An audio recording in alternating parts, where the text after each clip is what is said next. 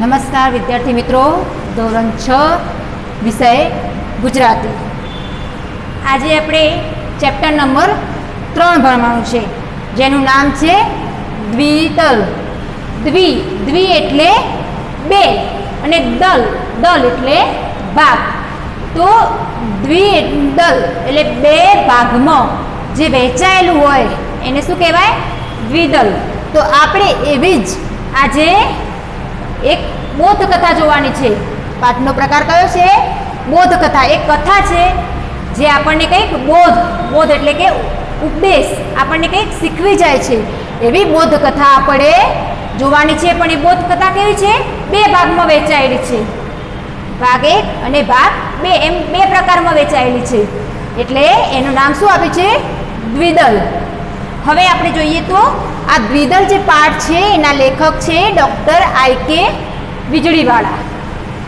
અને આ દ્વિદલ પાઠ છે એનો પ્રકાર છે બોધકથા. તમારે પરીક્ષામાં પૂછાય કે દ્વિદલ પાઠનો પ્રકાર કયો છે, તો તમારે શું લખવાનું? બોધકથા. અને એના લેખક છે doctor I.K. Vijaliwala. Doctor I.K. Vijaliwala. હવે થોડી લેખક વિશે માહિતી લઈ લઈએ તો ડૉક્ટર I.K. વીજળીવાળાનો જન્મ ભાવનગર જિલ્લાના અમરગઢમાં થયો હતો. ક્યાં થયો હતો? ભાવનગર જિલ્લાના અમરગઢમાં. તેઓ વ્યવસાય શું છે? ડૉક્ટર છે. સાયલન્સ પ્લીઝ, મોતીચારો, પ્રેમનો પગરવ અને ઉંદરભાઈને આંખો આવી એવા વગેરે એમના જાણીતા પુસ્તકો છે. તો એમના જાણીતા પુસ્તકો કયા છે? સાયલન્સ પ્લીઝ, મોતીચારો, પ્રેમનો પગરવ અને ઉંદરભાઈને આંખો આવી એવા એમના જાણીતા પુસ્તકો છે. હવે આ એક બોધકથા સરળ શૈલીમાં અહીંયા રજૂ કરવામાં આવી છે. તો આપણે અહીંયા બોધકથા જોઈએ. તો બોધકથા નંબર 1 જેનું નામ છે મૂર્તિ. જો અહીંયા ટેક્સ્ટ બુકમાં પાઠ નંબર 3 ઉપર પ્રથમ છે મૂર્તિ, જે પહેલો વિભાગ છે. તો અહીંયા આપણે પાઠને વિસ્તારથી જોઈએ કે એક માણસ એક વખત પોતાના ગામમાં બની રહેલા નવા મંદિરનું નિર્માણ કાર્ય જોવા ગયો. તો શું કહ્યું છે? એક માણસ એક વખત પોતાના ગામમાં શું બની રહ્યું હતું? નવું મંદિર બનતું હતું. તો નવી મંદિરના નિર્માણ કાર્ય, જે નિર્માણ નવવસ્તુથી ફરીથી નિર્માણ થાય એને નિર્માણ કાર્ય કે ફરીથી બનાવવાનું હોય એને, કે નવું મંદિર બનતું હોય એને, તો એને નિર્માણ કાર્ય, તો કે નિર્માણ કાર્ય જોવા ગયો હતો. હવે તમારી સ્વાધ્યાય પોથીમાં પ્રશ્ન પૂછાયેલો છે કે એક માણસ ગામમાં બની રહેલા શાનું નિર્માણ કાર્ય જોવા ગયો હતો. અહીંયા જો પ્રશ્ન એક છે કે એક માણસ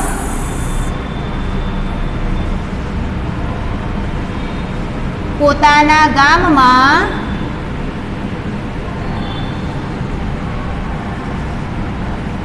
બની રહેલા શાનું નિર્માણ કાર્ય જોવા ગયો હતો.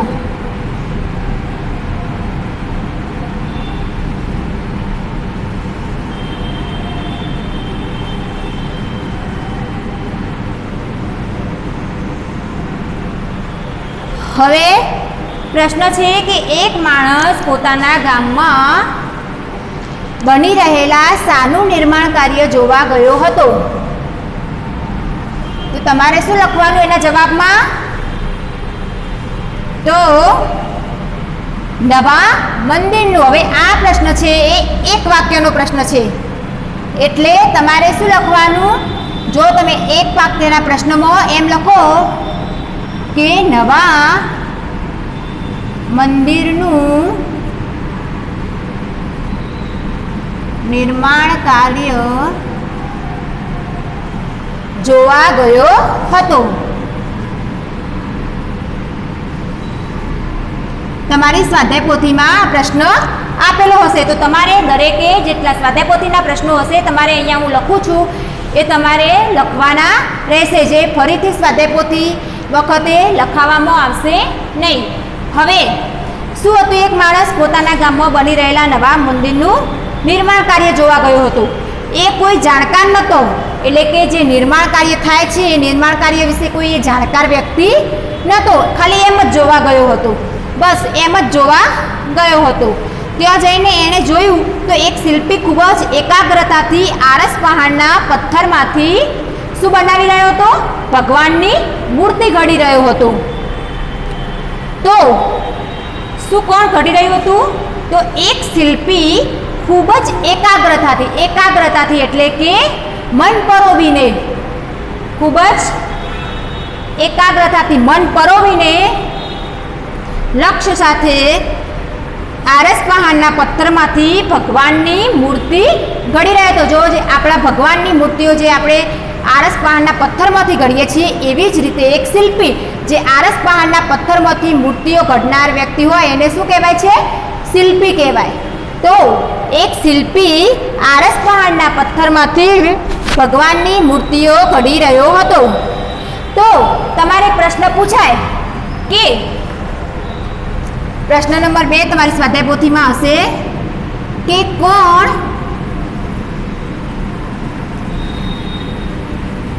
એકાગ્રતાથી આરસ પહાડના પથ્થરમાંથી મૂર્તિ બનાવી રહ્યું હતું કે ઘડી રહ્યું હતું એવું પૂછાય તો શું લખવાનું? કે અહીંયા શું લખવાનું તમારે જવાબમાં? કે શિલ્પી એકાગ્રતાથી આરસ પહાડના પથ્થરમાંથી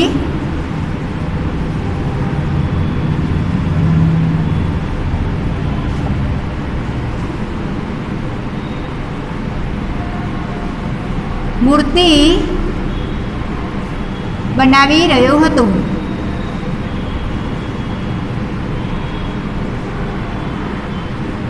કોણ બનાવી રહ્યું હતું? તો એક શિલ્પી. આ જે પ્રશ્નો છે એ તમારી સ્વાધ્યાય પોથીમાં આપેલા હશે.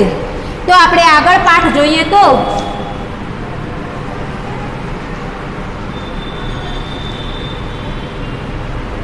પેલા માણસને એના કામમાં રસ પડી ગયો, એટલે કે જે માણસ મૂર્તિ બનાવી રહ્યો હતો શિલ્પી, એ માણસના કામમાં જે એમ જ જોવા ગયો હતો ગામનો એક વ્યક્તિ, એને એ શિલ્પીના કામમાં બહુ રસ પડી ગયો. એટલે શું કર્યું? એને બેસી ગયો બાજુમાં, અને એ શિલ્પીની બાજુમાં બેસી ગયો. જે મંદિરનું નિર્માણ કાર્ય જોવા ગયો હતો જે ભાઈ, એ ભાઈ આ શિલ્પીની બાજુમાં બેસી ગયો અને અચાનક તેનું ધ્યાન બાજુમાં પડેલી એવી એક જ મૂર્તિ પર પડ્યું.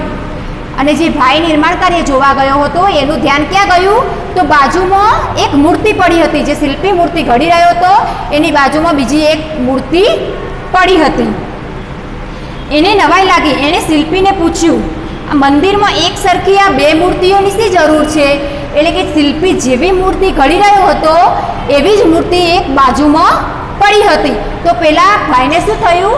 આશ્ચર્ય થયું. એટલે એને શું કર્યું? એ શિલ્પીને પૂછ્યું કે એક જ મંદિરમાં એક સરખી બે મૂર્તિઓની શી જરૂર છે? આ મૂર્તિ તો સાઈડમાં એવી પડી જ છે. તો પેલા ભાઈએ શું કહ્યું? શિલ્પીએ જવાબ આપ્યો કે ના. શિલ્પીએ જવાબ આપ્યો કે ના એટલે કે મંદિરમાં એક જ મૂર્તિની જરૂર છે, આવી એક જ મૂર્તિની જરૂર છે. પરંતુ આ બીજી મૂર્તિમાં થોડું નુકસાન થવાથી છેલ્લી ઘડીએ મેં પડતી મૂકી છે. શું કહ્યું છે? કે એ મૂર્તિ જે શિલ્પી બનાવી રહ્યો હતો એ શિલ્પીના મૂર્તિ બરોબર બની ગઈ હતી, પણ છેલ્લા ટાઈમે એ મૂર્તિ પર થોડું નુકસાન થયું. એટલે હવે નુકસાન થયેલી મૂર્તિ શું કર્યું? શિલ્પીએ બાજુમાં મૂકી દીધી અને નવી મૂર્તિ એ ઘડવા લાગ્યો. પેલા માણસે ઊભા થઈને પડતી મુકાયેલી મૂર્તિને ચારે તરફથી તપાસી જોઈ. પછી પેલો બીજો જે ભાઈ હતો નિર્માણ કાર્ય જોવા ગયો હતો એણે શું કર્યું કે એ જે મૂર્તિ પડી હતી એની ચારે તરફ એને નજર ફેરવી લીધી અને શું કર્યું? એને તપાસી કે આને ક્યાં નુકસાન થયું છે એમ.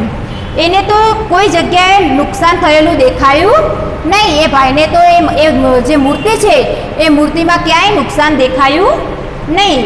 એણે આશ્ચર્ય સાથે શિલ્પીને ફરીથી પૂછ્યું. પાછે એને કંઈ મૂર્તિમાં દેખાયું નહીં એટલે એને શું કર્યું? આશ્ચર્ય, નવાઈ. આશ્ચર્ય એટલે નવાઈ, એટલે કે આશ્ચર્ય સાથે એને પૂછ્યું. હજી આ શબ્દ સમજૂતી લખું છું.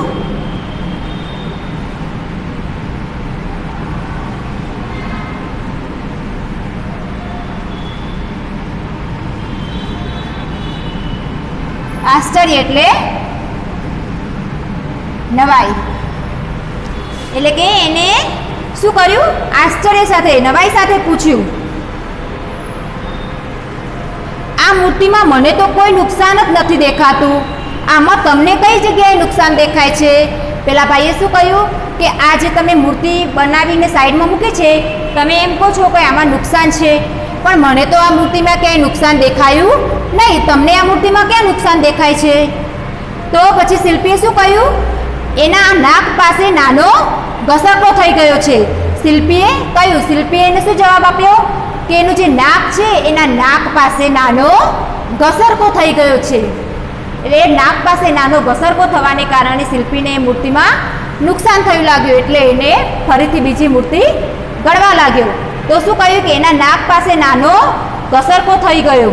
શિલ્પીએ કહ્યું, પેલા માણસે ફરીવાર ધ્યાનથી જોયું ત્યારે એને એક નાનો ઘસરકો દેખાયો. પછી પેલા માણસે પાછું ધ્યાનથી જોયું ત્યારે તેને એ નાક પાસેનો નાનો ઘસરકો દેખાયો. એણે શિલ્પીને પૂછ્યું, તમે આ મૂર્તિની સ્થાપના કઈ જગ્યાએ કરવાના છો?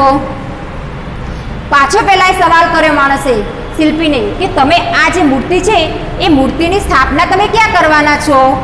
તો તમારે પ્રશ્ન પૂછાય કે પહેલી મૂર્તિમાં ક્યાં નાનો ઘસરકો થઈ ગયો હતો?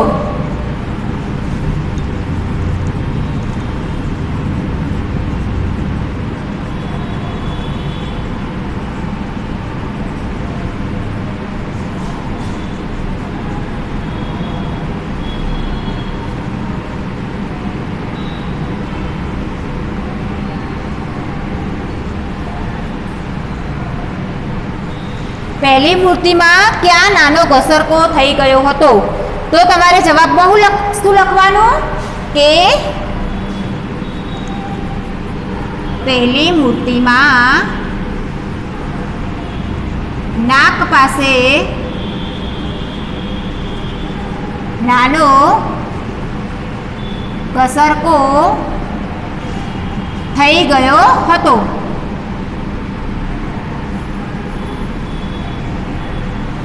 આ જે પ્રશ્નો છે એ તમારી સ્વાધ્યાય પોથીમાં આપેલા છે, તો તમારે તમારી સ્વાધ્યાય પોથીમાં પૂરવાના રહેશે.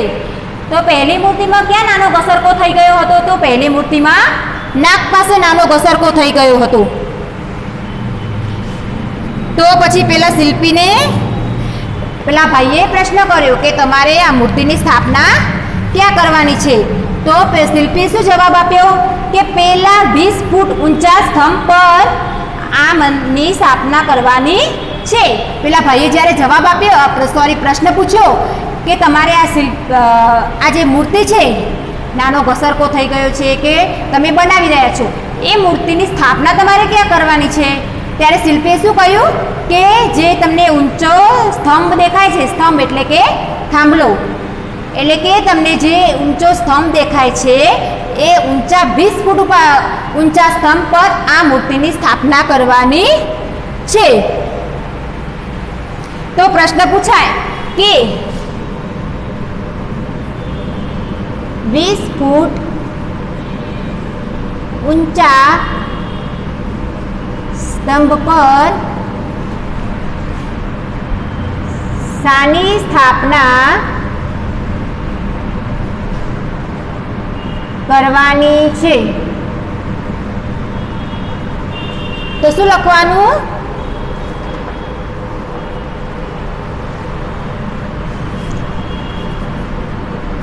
વીસ ફૂટ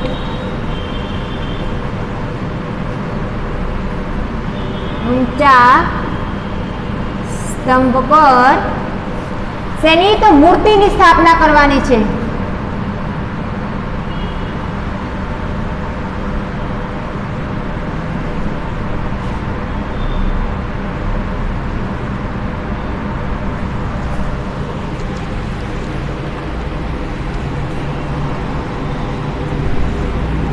પછી પેલા ભાઈએ શિલ્પીએ શું જવાબ આપ્યો કે 20 ફૂટ ઊંચા સ્તંભ પર મૂર્તિની સ્થાપના કરવાની છે. પેલા માણસના આશ્ચર્યનો પાર ન રહ્યો, એટલે કે એને આશ્ચર્ય થયું. પાછું એ માણસને નવાઈ લાગી. શું નવાઈ લાગી? કે એનાથી કહેવાય ગયું, ભલા આદમી, જો આ નાનકડી મૂર્તિની સ્થાપના આટલે બધે ઊંચે કરવાની હોય તો આવી ખોટી મહેનત શું કામ કરો છો? કેમ કે તે વળી કોણ જોવાનું છે કે એના નાક પર નાનો ઘસરકો થયો છે.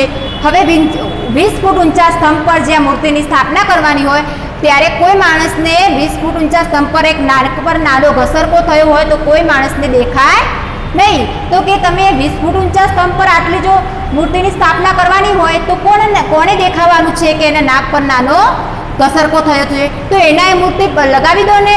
શું કામ આવી નવી મૂર્તિની સ્થાપનાની આ નવી મૂર્તિ બનાવવાની તમે વ્યર્થ મહેનત કરો છો એમ. શિલ્પીએ પોતાનું કામ અટકાવીને એ માણસ સામે જોયું. પછી શું કર્યું શિલ્પીએ? જે માણસે આવો પ્રશ્ન કર્યો ત્યારે શિલ્પીએ શું કર્યું કે એ માણસ સામે જોયું અને હસીને બોલ્યો, ભાઈ બીજું બધું કોઈ વાત જાણે કે નહીં મને ખબર નથી, પરંતુ હું અને મારો ભગવાન તો આ જાણીએ છીએ ને.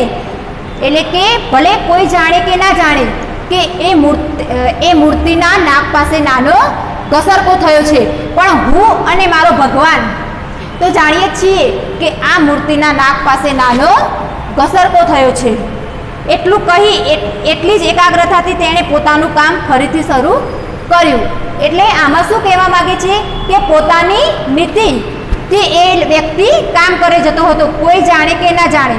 પણ આપણે આપણી નીતિ ના ચૂકવી જોઈએ કે આપણે આપણી જે ફરજમાં આવતું હોય એ કામ નિષ્ઠાપૂર્વક જ કરવું જોઈએ. એટલે પછી એને એટલો જવાબ આપ્યો કે કોઈ જાણે કે ના જાણે, પણ હું અને મારો ભગવાન જાણીએ છીએ કે આ મૂર્તિમાં નાનો ઘસરકો છે, એટલે એ મૂર્તિની સ્થાપના થઈ શકે તેમ નથી.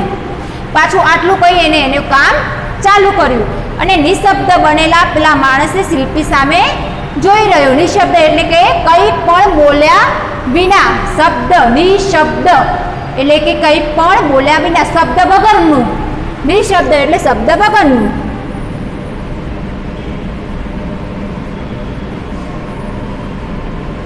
શબ્દ વગરનું, બોલ્યા વગર તમે કોઈ પણ વસ્તુ. એટલે કે પેલો માણસ શું કર્યો, નિર્માણ કરે જોવાયો તો એ કંઈ પણ બોલ્યા વિના એ શિલ્પી સામે જોઈ રહ્યો. તો એને એની ઈમાનદારી દેખાઈ કે એ વ્યક્તિ કેટલી ઈમાનદારીથી પોતાનું કામ કરી રહ્યો હતો. કોઈ માણસને ખબર નહોતી કે એમાં ઘસરકો થયો છે, પરંતુ પોતાના કામને માટે પોતાની કામની નિષ્ઠાને ધ્યાન આપીને પોતે એ કામ નિષ્ઠાપૂર્વક કરતો હતો. તો અહીંયા આપણું જે બોધકથા 1 છે એ આપણી અહીંયા પૂરી થાય છે, જે મૂર્તિ હતી. હવે બીજી બોધકથા છે એ સ્વ મૂલ્યાંકન ચાલુ થાય છે, જેનું નામ છે બોધકથાનું સ્વમૂલ્યાંકન. તો અહીંયા જે આ 4 પ્રશ્નો છે એ દરેક વિદ્યાર્થી સ્ક્રીનશોટ લઈ શકે છે. તો હવે અહીંયા આપણી પ્રથમ બોધકથા પૂરી થાય છે. હવે બોધકથા નંબર 2. બોધકથા નંબર 2 કે પરદેશની વાત છે. ત્યાંના એક સ્ટોરમાં એક યુવક દાખલ થયો. શું હતું કે એક પરદેશની વાત છે, એટલે કે પરદેશ એટલે બીજો દેશ. પરદેશની વાત છે કે ત્યાંનો એક સ્ટોર હતો. સ્ટોર એટલે મોટી દુકાન. એટલે કે એક સ્ટોરમાં એક યુવક દાખલ થયો અને દુકાનદાર સાથે નમ્રતાથી વાત કરીને એને પબ્લિક ફોન વાપરવાની મંજૂરી માગી. ત્યાં પબ્લિક ફોન એટલે કે દરેક વ્યક્તિ જે ફોન વાપરી શકે. જે પહેલાંના જમાનામાં એક ફોન આવતો હતો, જે એસટીડી કોલ કે એવા કોઈ કોલ, પબ્લિક ફોન, દરેક વ્યક્તિ ફોન વાપરી શકે. પોતાનું જે બિલ આવતો એ બિલ ભરપાઈ કરી અને એ ફોન વાપરી શકે.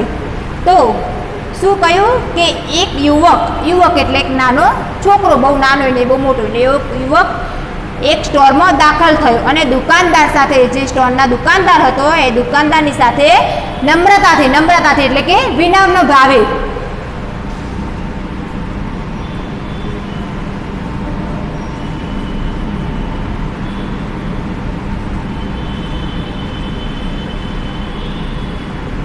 વિનમ્ર ભાવે આદરપૂર્વક તમે કોઈ પણ શબ્દ વાપરી શકો છો. એને શું કર્યું, એ દુકાનદાર પાસે નમ્રતાથી વાત કરીને એને એ ફોન વાપરવાની મંજૂરી માગી કે હું આ ફોન વાપરી શકું એમ મંજૂરી માગી. દુકાનદારે હા પાડી. યુવકના હાથ મેલા અને ખરાબ હતા એટલે એ સ્પીકર ફોન પર વાત કરતો હતો. હવે એ જે યુવક ફોન વાપરવા આવ્યો હતો એના હાથ કેવા હતા, મેલા અને ગંદા હતા. એટલે એને શું કર્યું, ફોન હાથમાં ના પકડ્યો પરંતુ એ ફોનને સ્પીકર ઉપર ચાલુ રાખીને સ્પીકર ઉપર વાત ચાલુ રાખવાની કહ્યું કે હું સ્પીકર ઉપર વાત કરું છું. કેમ કે એના હાથ કેવા છે, મેલા અને ગંદા. તો અહીંયા બધાને લખાઈ ગયું. તો હું બોર્ડ સાફ કરું છું. હવે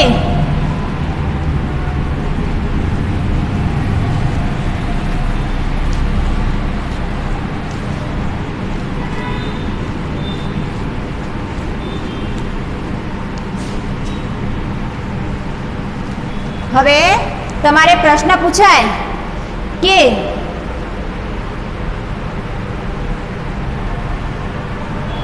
દુકાનદાર પાસે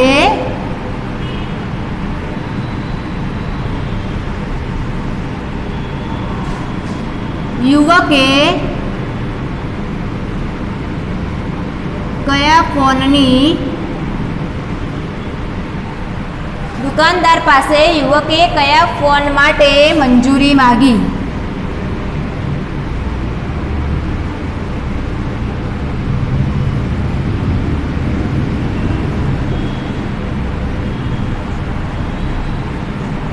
દુકાનદાર પાસે યુવકે કયા ફોન માટે મંજૂરી માગી? તો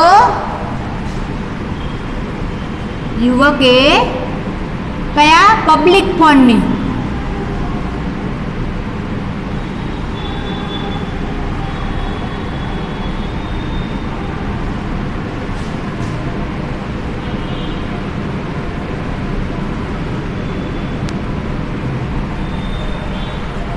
દુકાનદાર પાસે યુવકે પબ્લિક ફોનની મંજૂરી માગી.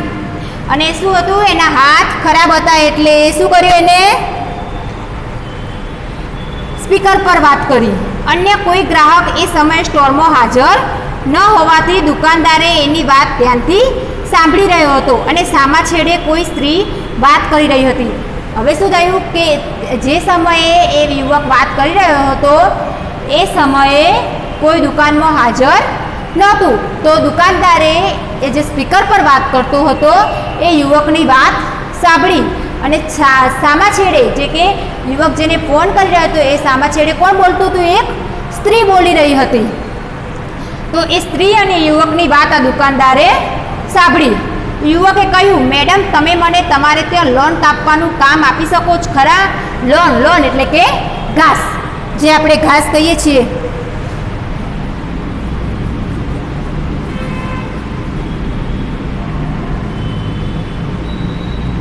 જે ઘરની આજુબાજુ જે બગીચો હોય એ બગીચામાં જે ઘાસ ઉગેલું હોય એ ઘાસ કાપવાનું કામ. તો કહ્યું કે મેડમ તમે મને તમારે ત્યાં લોન કાપવાનું કામ આપી શકો છો ખરા? સામે છેડેથી સ્ત્રીનો અવાજ આવ્યો, નહીં ભાઈ, લોન કાપવા માટે મેં માણસ રાખી લીધેલો છે. સ્ત્રીએ શું કહ્યું કે ના, મેં લોન કાપવા માટે બીજો કોઈ માણસ રાખી લીધો છે. યુવક બોલ્યો, મેડમ અત્યારે તમારે ત્યાં રાખેલ માણસને જે પગાર આપતા હોય એના કરતાં અડધા પગારથી હું કામ કરી આપીશ. એટલે કે તમે જે માણસ રાખ્યો છે લોન કાપવા માટે એ માણસ જેટલા પૈસામાં તમને કામ કરી આપે છે એના કરતાં અડધો પગાર મને આપજો, હું અડધા પગારમાં તમારું લોન કાપવાનું કામ કરી આપીશ. ત્યારે શું કહ્યું, ત્યારે સામા છેડેથી સ્ત્રી શું બોલી, ના ભાઈ, હાલ લોન કાપવાનું કામ જે માણસ કરે છે તેનાથી મને કોઈ ફરિયાદ નથી. એટલે કે અત્યારે જે માણસ મારે ત્યાં લોન કાપવાનું જે કામ કરે છે ઘાસ કાપવાનું, એનાથી મને કોઈ ફરિયાદ નથી. જો ફરિયાદ હોય, કમ્પ્લેન હોય તો હું એ માણસને કાઢી શકું બસ. અને પછી મને અત્યારે કોઈ ફરિયાદ ના હોય તો હું એ માણસને કાઢી શકું નહીં. યુવકે કહ્યું, મેડમ લોન કાપવાની સાથે હું ઘરની આજુબાજુનો રસ્તો પણ સાફ કરી આપીશ અને એ માટે કોઈ વધારાની રકમ પણ નથી જોઈતી. એ શું કહ્યું, કે હું તમને લોન તો કાપી આપીશ, પણ તમારા ઘરની જે આજુબાજુ જે રસ્તો છે એ પણ હું સાફ કરી આપીશ અડધા પગારમાં. તો પણ તો સ્ત્રી શું કહે છે કે સ્ત્રીએ જવાબ આપ્યો, ના ભાઈ, આભાર, મને હમણાં બીજી કોઈ વ્યક્તિની જરૂર નથી, મેં રોકેલા માણસની મને પૂરો સંતોષ છે. એટલે કે ના ભાઈ, તમે મને ગમે એટલું કામ કરી આપો, પરંતુ જે મેં માણસ રાખ્યો છે એ માણસથી મને પૂરેપૂરો સંતોષ છે, એટલે મારે હાલ બીજો કોઈ માણસની જરૂર નથી. પછી શું કર્યું? આટલી વાતચીત પૂરી કરીને ખુશખુશાલ ચહેરે એ યુવક ફોનનું સ્પીકર બંધ કર્યું. હવે આટલી વાત પતી ગઈ ત્યારે પછી શું કર્યું યુવકે? સામેવાળી સ્ત્રી પોતાને ના પાડે છે કામ આપવાની, છતાંય એને પોતાનો ચહેરો ખુશખુશાલ રાખી અને સ્પીકર બંધ કર્યું. દુકાનદારનો ફરી એકવાર આભાર માનીને એ જવાની તૈયારી કરતો હતો. પછી દુકાનદારે પબ્લિક ફોન વાપરવાની જે મંજૂરી આપી હતી એ માટે પેલા યુવકે દુકાનદારનો આભાર માની અને પછી નીકળવાની તૈયારી કરતો હતો. તે જ વખતે દુકાનદારે એની પાસે એને બોલાવ્યો. જ્યારે નીકળવાની તૈયારી કરતો હતો યુવક, ત્યારે દુકાનદારે એને એની પાસે બોલાવ્યો અને એની જે વાતચીત સાંભળી હતી એનાથી તે ખુશ થઈ ગયો. દુકાનદારને એ યુવક પ્રત્યે ખુશ થઈ ગયો. કેમ ખુશ થઈ ગયો? તો પેલી સ્ત્રીએ કામ આપવાની ના પાડી છતાં યુવકના ચહેરા પર નિરાશાની કોઈ રેખા દેખાતી નહોતી. તો દુકાનદારને યુવકનો કયો ગુણ સ્પર્શી ગયો? તો એની કુમારીનો, કે પેલી સ્ત્રીએ, જે સામેવાળી સ્ત્રીએ એને કામ આપવાની ના પાડી છતાં એ ખુશ હતો.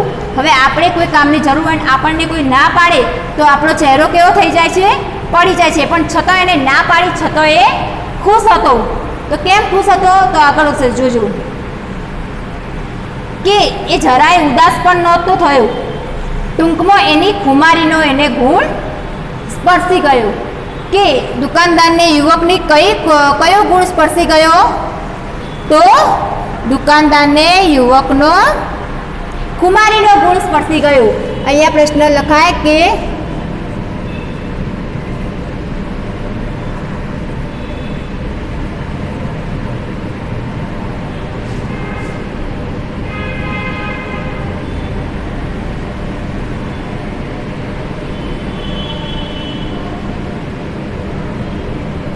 તો જવાબમાં શું આવે?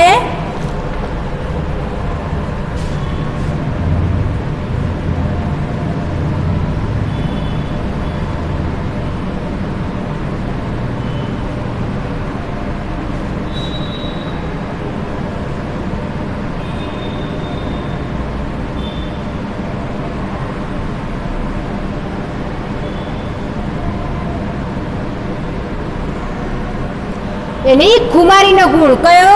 કે એ કોઈ વાતે નિરાશ નહોતો થયો. એ કુમારીનો ગુણ એને દુકાનદારને સ્પર્શી ગયો.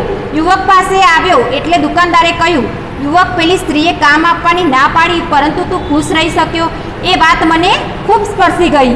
કે પેલી સ્ત્રીએ તને કામ આપવાની ના પાડી છતાંય તું ખુશ છે, એ મને તારો ગુણ બહુ ગમ્યો. એમ એણે ભલે ના પાડી પરંતુ હું તને કામ આપવા તૈયાર છું, બોલ, મારે ત્યાં કામ કરીશ?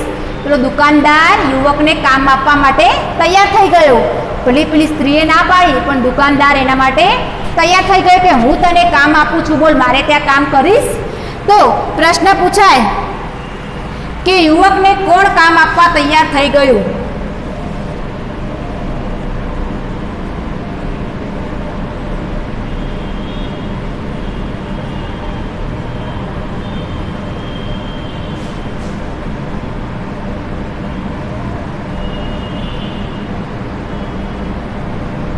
તો તમારે જવાબમાં શું લખવાનું? કે દુકાનદાર યુવકને કામ આપવા તૈયાર થઈ ગયો.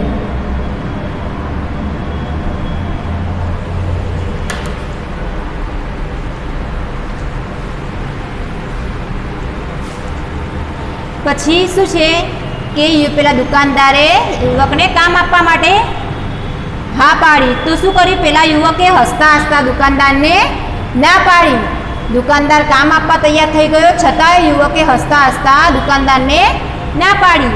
દુકાનદારને અત્યંત નવાઈ લાગી કે તારી પાસે કામ નથી, સામેવાળી સ્ત્રીને તું આજીજી કરતો હતો કામ માટે, તો હું તને કામ આપું છું છતાંય તું મને ના પાડે છે. એટલે દુકાનદારને એ વાતની નવાઈ લાગી. એણે કહ્યું, પણ દીકરા, હમણાં તો તું પેલી સ્ત્રીને કામ માટે રીતસરની કેટલી આજીજી કરી રહ્યો હતો. કામ નહોતું જોઈતું તો પછી એવું શા માટે કરતો હતો કે હવે તને કામ મળ્યું છે તો તું કામ કરતો નથી, અને પહેલી સ્ત્રીને તું કેટલી આજીજી કરી રહ્યો હતો. આજીજી એટલે કે વિનંતી.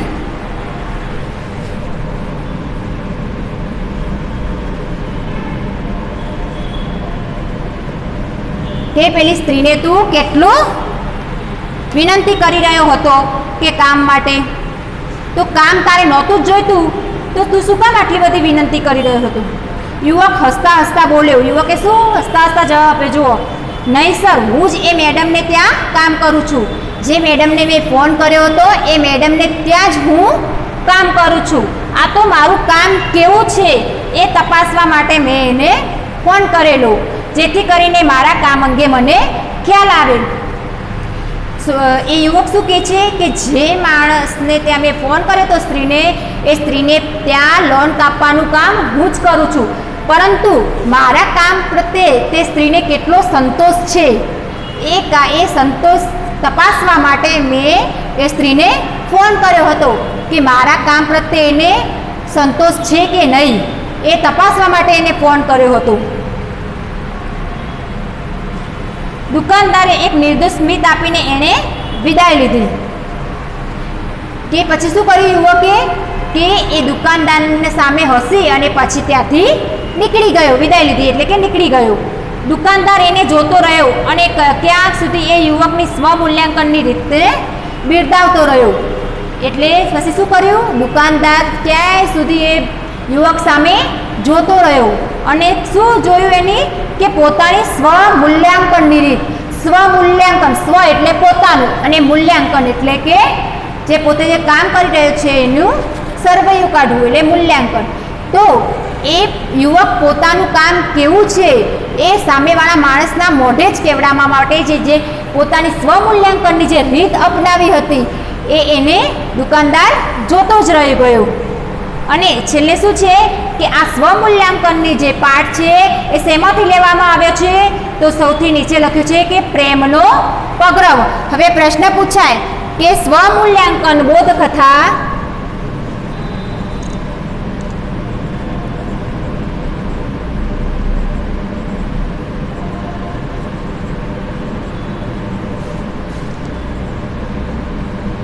શામાંથી લેવામાં આવી છે?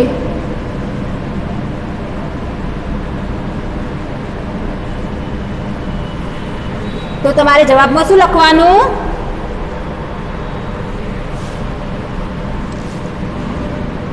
સ્વમૂલ્યાંકન બોધકથા પ્રેમના પગરવ માંથી લેવામાં આવી છે. હવે આ 4 પ્રશ્નો, પહેલી જે બોધકથા હતી એ આપણી મૂર્તિ હતી અને જે બીજી બોધકથા હતું એનું નામ હતું સ્વમૂલ્યાંકન. તો આ 2 બોધકથાઓ અહીંયા આપણે પૂર્ણ થાય છે અને આ બે બોધકથાઓમાંથી તમારી સ્વાધ્યાય પોથીમાંથી પ્રશ્ન નંબર 1 માંથી જેટલા પણ પ્રશ્નો આવતા હતા એ પ્રશ્નો મેં અહીંયા લખાવી લીધેલ છે. તો તમારે આ પ્રશ્નો તમારી સ્વાધ્યાય પોથીમાં લખવાના રહેશે અને તમારે જે પ્રશ્ન નંબર 1 છે એ આપણું સ્વાધ્યાય પોથીમાં પણ કમ્પ્લીટ થઈ ગયેલો હશે. તો દરેક વિદ્યાર્થી અહીંયા સ્ક્રીનશોટ લઈ શકે છે.